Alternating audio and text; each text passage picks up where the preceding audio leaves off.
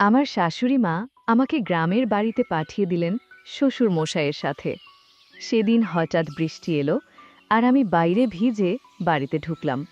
বুঝতে পারলাম শাড়িটা পুরো ভিজে গেছে, আর খোলা চুলগুলো কাঁধের ওপর নেমে পড়ছে। বৃষ্টির জল মুখ দিয়ে গড়িয়ে পড়ছিল, আর ঠান্ডা বাতাসে একটা শীতল অনুভূতি হচ্ছিল। বৃষ্টিতে ভেজার অভিজ্ঞতাটা যেন একেবারে অন্যরকম ছিল।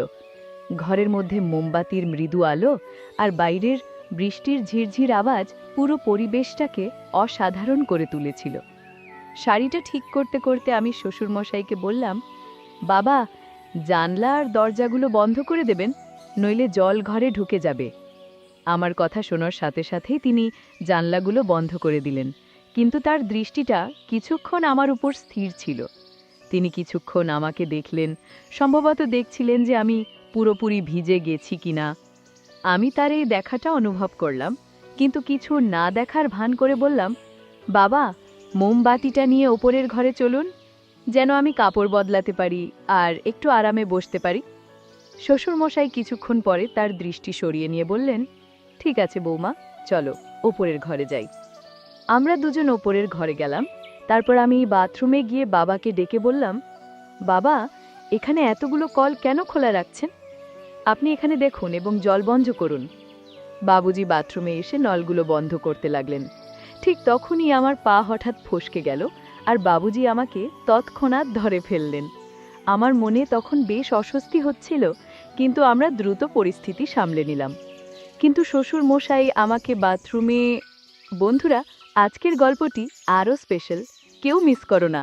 আর দয়া করে গল্পগুলো ভালো লাগলে ভিডিওটি লাইক, শেয়ার এবং চ্যানেলটি সাবস্ক্রাইব করো প্লিজ।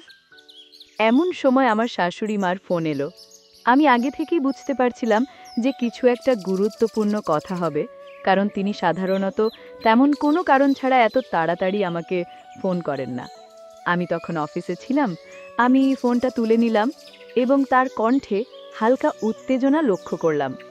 তিনি সরাসরি বললেন, বৌমা, তোমাকে তোমার বাবুজির সাথে গ্রামে যেতে হবে, অনেক গুরুত্বপূর্ণ কাজ আছে। আমার শাশুড়িমার কথা শুনে আমি একটু অবাক হয়ে গেলাম। আমার মাথায় তখনই ভাবনা এলো, কেন তিনি নিজে যাচ্ছেন না আর কেন আমাকে যেতে হবে? আমি শান্তভাবে বললাম, শাশুড়িমা, আপনি এবং আপনার ছেলে কি একসাথে যেতে পারতেন না? আমারও অফিসের কাজ রয়েছে। শাশুড়ি মা একটু গম্ভীর হয়ে বললেন, বৌমা, তুমি তো জানো আমি যখনই বাইরে যাই আমার শরীরটা ভালো থাকে না, আর তোমার স্বামী সবসময় নিজের কাজে ব্যস্ত থাকে বা তার বন্ধুদের সাথে মিলে মদ খেয়ে সময় কাটায়। ওকে বোঝানোর চেষ্টা করেও কোনো লাভ হয় না, তাই আমি তোমার উপরেই ভরসা করি বৌমা। তার কথায় একটা সত্যতা ছিল। আমার স্বামী সত্যিই তার বন্ধুদের সাথে সময় কাটাতে বেশি পছন্দ করত, আর বাড়ির কাজের ব্যাপারে তার কোনো আগ্রহ ছিল না। পরিস্থিতি বুঝে আমি শাশুড়িমাকে বললাম, ঠিক আছে শাশুড়িমা, আপনি যেমন চান। শাশুড়িমা তখন শান্তভাবে বললেন, বৌমা, তোমাকে প্রপার্টি কাজ দেখার জন্য যেতে হবে, এটা খুবই জরুরি, আর তুমি ঠিকভাবে সামলে নিতে পারবে বাবুজির সাথে। সোমবার থেকে বুধবার পর্যন্ত সেখানে থাকলেই চলবে। বৃহস্পতিবার কাজ শেষ করে তুমি শুক্রবার বা শনিবার বাড়ি ফিরে আসতে পারবে। আমি তাকে আশ্বস্ত করে বললাম, ঠিক আছে শাশুড়িমা, আপনি চিন্তা করবেন না, আমি বাবুজির সাথে চলে যাব। আমি দ্রুত সিদ্ধান্ত নিলাম এবং ভাবতে লাগলাম যে গ্রামের বাড়িতে যাওয়া আমার জন্য একটি নতুন অভিজ্ঞতা হতে পারে। আসলে অনেক দিন ধরেই আমি বাড়ি আর অফিসের কাজের মধ্যে আটকে ছিলাম, তাই একটা বিরতির প্রয়োজন অনুভব করছিলাম। শাশুড়িমা ঠিকই বলেছিলেন, গ্রামের বাড়িটা বেশ বড় এবং সুন্দর ছিল। হয়তো এই পরিবর্তন আমার জন্য একটু নতুনত্ব নিয়ে আসবে। তো বন্ধুরা, এবার আমি আপনাদের আমার বাবুজির ব্যাপারে বলি, মানে আমার শ্বশুর মশাইয়ের ব্যাপারে। আমার শ্বশুর মশাইয়ের বয়স প্রায় 60 বছর হবে, কিন্তু এই বয়সেও তিনি বেশ শক্ত সমর্থ এবং পরিশ্রমী। আমাদের ব্যবসা শুরু থেকেই ভালোই চলেছে, তাই আমাদের পরিবারে কোনো কিছুর অভাব নেই। আমাদের বাড়িতে গাড়ি, চাকর বাকর এবং বড় একটা গ্রামের বাড়ি সবই আছে। আমার একটা মেয়ে আছে, তবে সে টেস্ট টিউব পদ্ধতির মাধ্যমে জন্মেছে। হ্যাঁ, আমার মেয়ে আমার স্বামীর মাধ্যমে জন্মায়নি, কারণ আমার স্বামী সেই সক্ষমতা রাখেন না। এই সত্যটি কেবল আমি এবং আমার শ্বশুর মশাই জানে। বাড়ির অন্য কেউ, এমনকি আমার শাশুড়ি মাও এ ব্যাপারে কিছু জানেন না। যখন শাশুড়ি মা আমাকে গ্রামের বাড়িতে যেতে বলেছিলেন, আমি ভেতর থেকে একটু খুশিই হয়েছিলাম।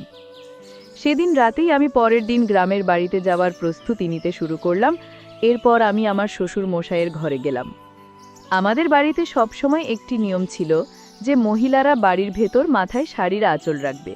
আমাদের বাড়ির নিয়ম ছিল যে কোনো পুরুষের সামনে মাথার আঁচল ছাড়া থাকা ঠিক নয়। হ্যাঁ, আমি নিজেকে এক সংস্কারী বৌমা হিসেবেই গর্বী করি।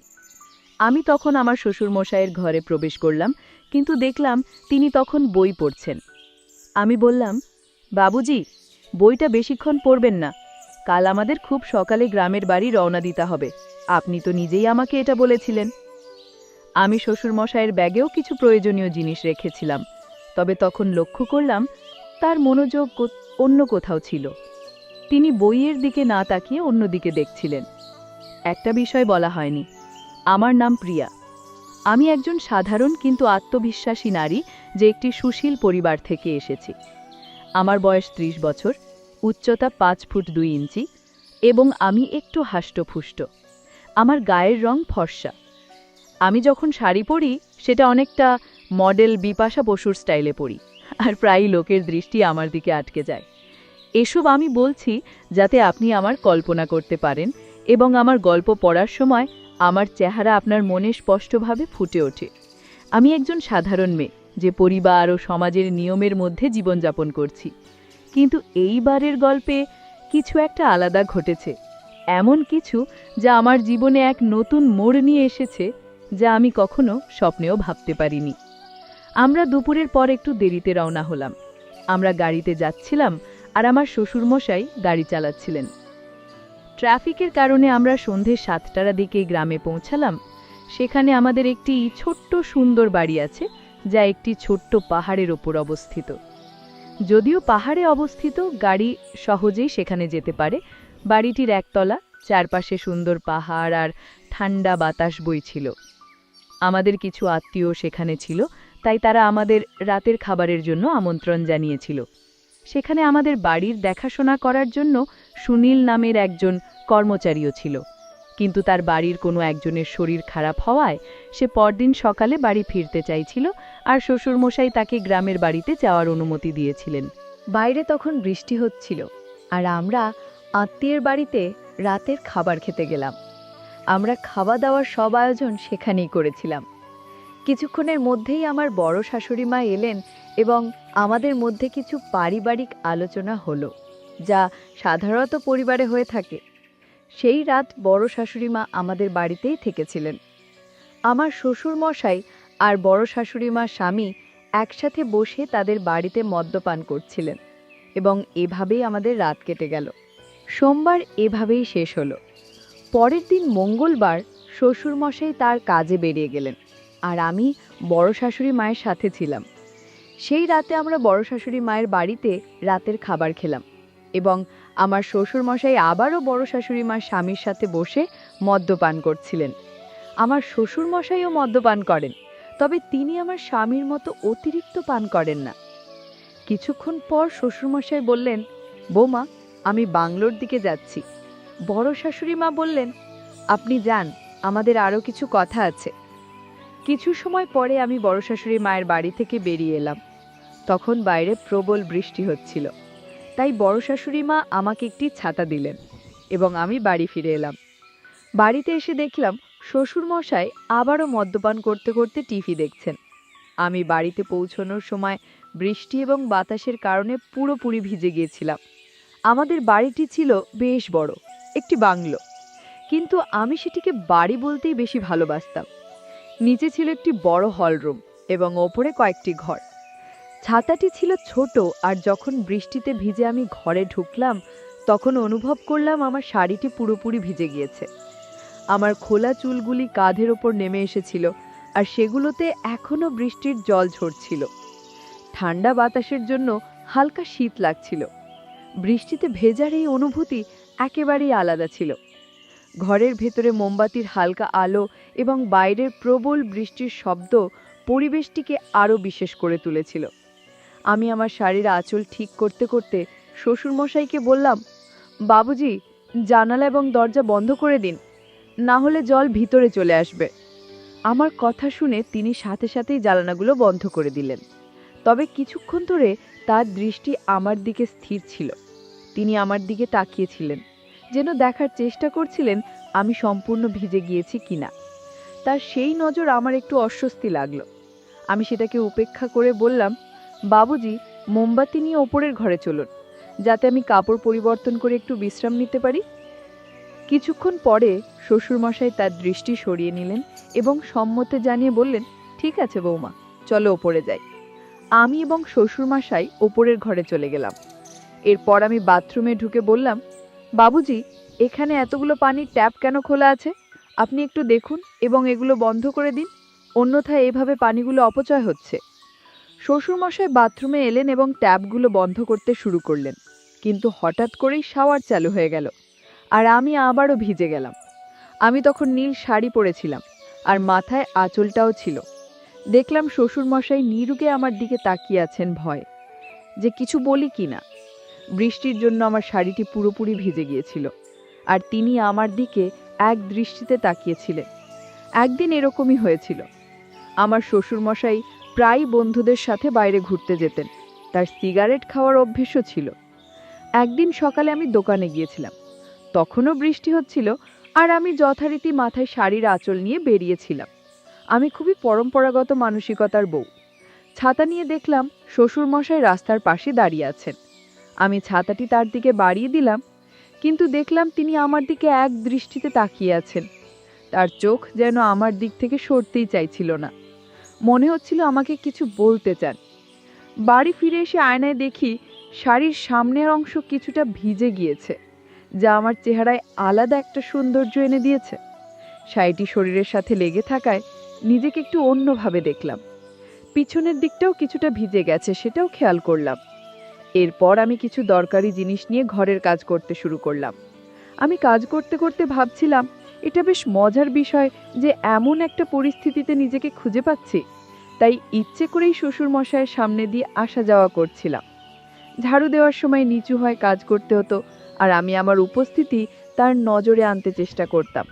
শ্বশুরমশাইও মাঝে মাঝে তাকিয়ে দেখতেন আর কিছুটা হাসি মুখে তার অভিব্যক্তি লক্ষ্য করতাম। আবার কিছুক্ষণ পরে শ্বশুরমশাই ঘরে ফিরে এলেন। তখন আমি পুরোপুরি ভিজে গিয়েছিলাম, তাই শাড়ি বদলাতে হলো। শ্বশুরমশাই বসেছিলেন যেখানে একটি আলমারি ছিল। আমি আলমারি খুলে আরেকটি লাল শাড়ি বের করলাম। ঘরের পাশে আরেকটি ছোট্ট কক্ষ ছিল, যেখানে আমি শাড়ি বদলাতে গেলাম। শ্বশুরমশাই তখন বারান্দায় বিশ্রাম নিচ্ছিলেন। দরজাটা সামান্য খোলা রেখেছিলাম, কারণ ঘরে একটু বাতাস আসার দরকার ছিল। আমি শাড়ি বদলাতে শুরু করলাম আর শাড়ির ভাঁজ খুলতে খুলতে চুড়ির হালকা আওয়াজ হচ্ছিল। শ্বশুরমশাইও বাইরে বসেছিলেন, তবে তার উপস্থিতি তেমন গুরুত্ব দিচ্ছিলাম না। আমার শাড়ি বদলানোর সময় আমি পুরোপুরি নিজের কাজে মনোযোগ দিচ্ছিলাম।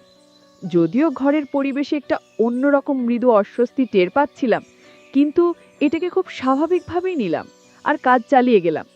আমি লক্ষ্য করছিলাম বাবুজি তখন বারান্দায় বসে বিশ্রাম নিচ্ছিলেন। আমি বুঝতে পারছিলাম যে তিনি আমার কিছু কাজ খেয়াল করছেন। তিনি ধুতিটা একটু ঠিক করছিলেন। ঘরটি কিছুটা অন্ধকার ছিল, তবে মোমবাতির নরম আলো ঘরের পরিবেশটিকে একটু আলাদা করে তুলেছিল। আমি ধীরে ধীরে শাড়ি বদলাতে শুরু করলাম। যদিও শাড়ি পুরো শরীরকে সহজেই ঢেকে নিতে পারে, আমার মনে হচ্ছিল এটি যথাযথভাবে জড়িয়ে নিতে সময় লাগছে। আমার আর বাবুজির মধ্যে বেশ কিছুটা দূরত্ব ছিল, প্রায় 12 থেকে 15 ফুট। তিনি সোফায় বসে বাইরে তাকিয়েছিলেন আর আমি আমার কাজে নিয়ে ব্যস্ত ছিলাম। আমি আমার চপ্পলের বোতাম খোলার চেষ্টা করছিলাম, যা বেশ শক্ত হওয়ায় খুলতে কিছুটা সময় লাগছিল। অবশেষে অনেক চেষ্টা করে বোতামটা খুলতে পেরেছি।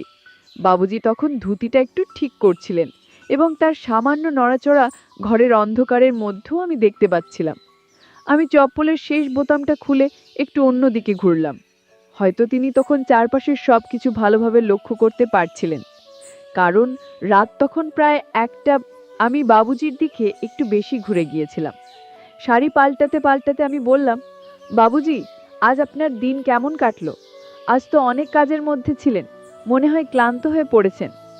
বাবুজি ধুতিটা একটু ঠিকঠাক করতে করতে বললেন, হ্যাঁ বৌমা, আজ কাজ অনেক ছিল, কিন্তু আমি ক্লান্ত নই। এই গ্রামের বাতাসই যেন প্রাণ ভরে দেয়। আমি ইতিমধ্যেই আমার শাড়ি পরছিলাম। এবং এরপর ধীরে ধীরে বাকি জামা গুছিয়ে নিচ্ছিলাম। সেই সময় আমি বাবুজির সঙ্গে কথোপকথন চালিয়ে যাচ্ছিলাম।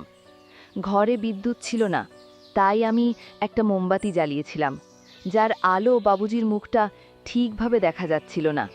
আমি বাবুজিকে বললাম, বাবুজি, মা আর কাকাকে নিয়ে খুব চিন্তায় আছি। বাবুজি বললেন, বৌমা, তোমার চিন্তা করার কিচ্ছু নেই। আমি বললাম, বাবুজি, গত রাতের মতো আজ বারান্দায় শুইতে যাবেন না। বাইরে আজ অনেক বাতাস আর ঠান্ডা। আমাদের বিছানাটা বড়, আমার সঙ্গে বিছানাতেই শুয়ে পড়বেন।